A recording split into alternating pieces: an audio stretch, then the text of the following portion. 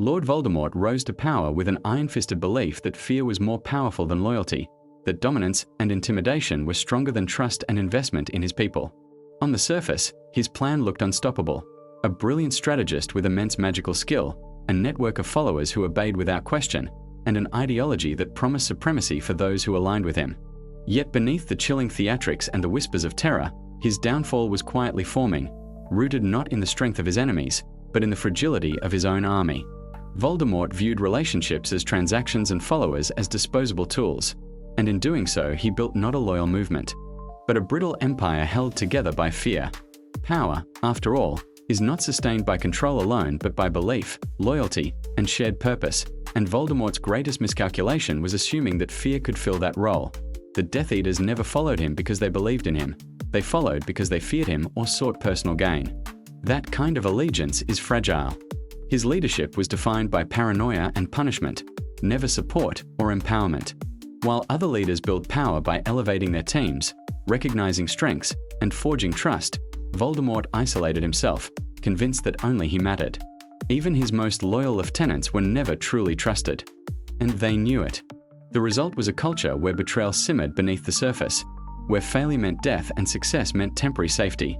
His most useful followers lived in constant anxiety, and fear stifles creativity, initiative, and real commitment.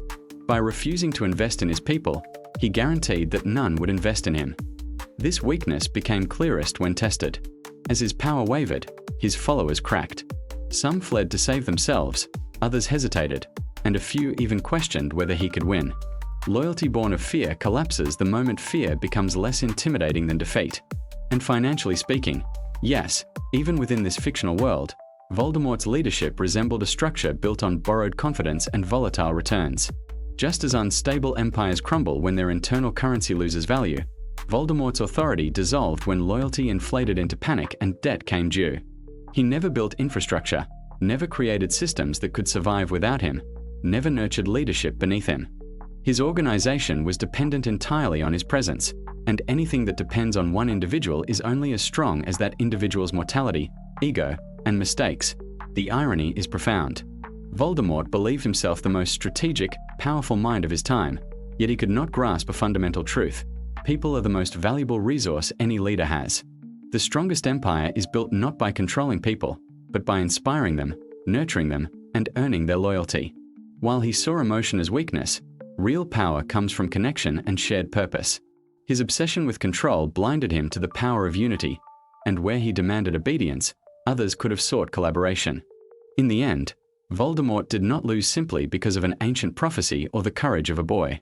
He lost because he underestimated the value of human loyalty and overestimated the strength of fear. His defeat is a reminder that greatness isn't sustained by command, but by commitment. Invest in your people, or face the consequences of leading an empire that collapses the moment you need it most.